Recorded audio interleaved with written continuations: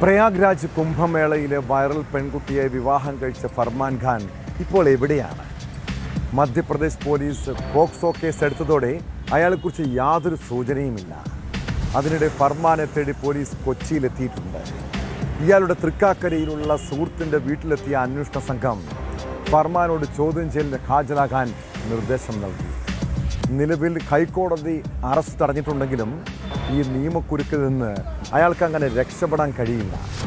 അതേസമയം പോലീസ് സംരക്ഷണം വേണമെന്ന് കാട്ടി പെൺകുട്ടി കൊച്ചി സിറ്റി പോലീസ് കമ്മീഷണർക്ക് പരാതിയും നൽകിയിട്ടുണ്ട്.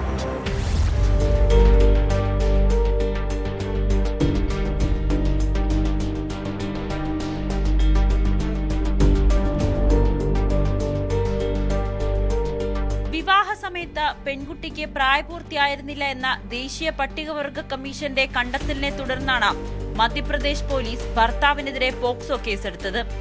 കഴിഞ്ഞ മാർച്ച് 11-ന് തിരുവനന്തപുരത്ത് വെച്ചായിരുന്നു കുംഭമേള വൈറൽ താരത്തിന്റെ വിവാഹം. കേസിൽ ഭർത്താവിന്റെ അറസ്റ്റ് തടഞ്ഞുകൊണ്ട് ഹൈക്കോടതി നേരത്തെ ഉത്തരവും പുറപ്പെടുവിച്ചിരുന്നു.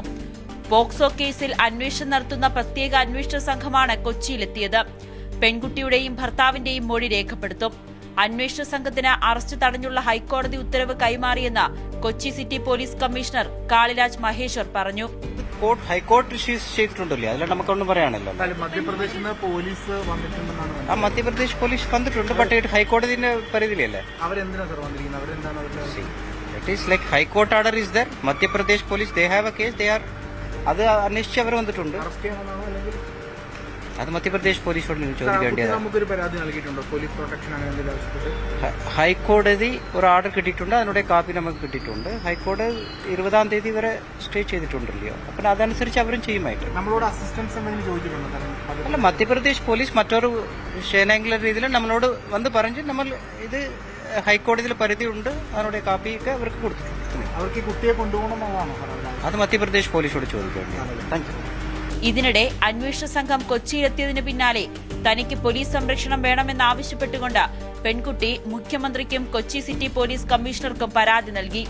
മധ്യപ്രദേശ് പോലീസ് തന്നെ കൊണ്ടുപോകുന്നത് തടയണമെന്നും പെൺകുട്ടി നൽകിയ പരാതിയിൽ പറയുന്നുണ്ട്.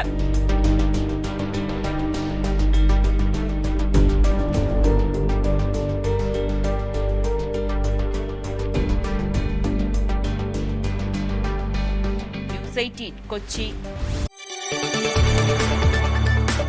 കൂടുതൽ വാർത്തകൾക്ക് news 18 Keralam YouTube channel subscribe ചെയ്യുക.